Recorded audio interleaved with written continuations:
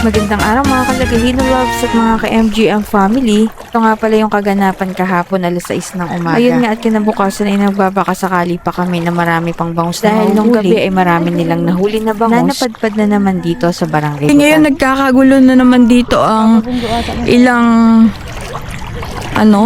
persons kasi meron na naman pong bangus. Ang laki ng kurumkum. Madami na naman po ang dumagsa napadpad na bangus mula pa kagabi at ngayon mayroong continuation. So nagbakasakali kami ni Madam. Hindi ko nakuhanan yung mga moment kahapon kasi nag-e-edit ako, tapos si Madam biglaan lang din. Nabasa na kami guys, pero okay lang. Para sa video. Tsaka ang ganda ng init ng araw, oh.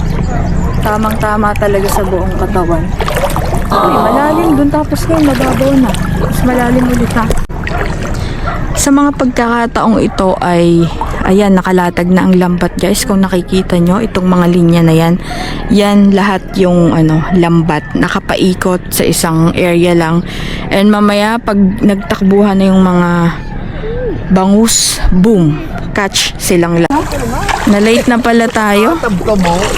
Late na pala kami guys. Kasi ngayon, pauwi na lang pala sila. Yun, meron si Jared na dala guys.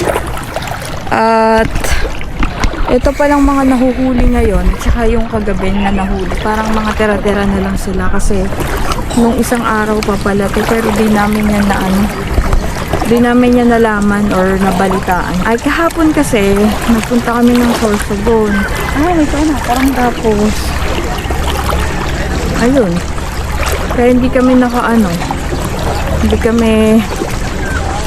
nakaabot. Sayang, ha? Anyway, libre ang ulam namin kagabi dahil sa bangus. Meron pa kami dyan na pang lunch. May binabad si Mother Earth.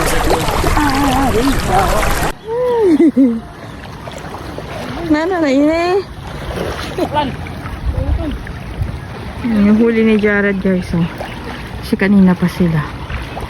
Kanya-kanya sila ng dala guys, oh. Talagang meron rin.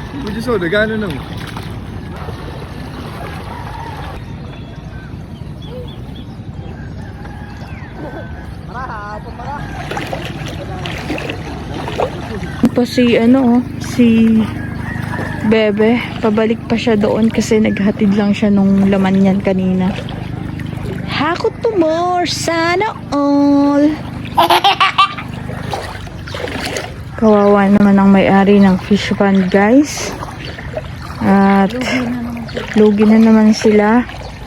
Anyway, hindi naman kasalanan ng mga tao na mahuli kasi andito naman na yun sa labas.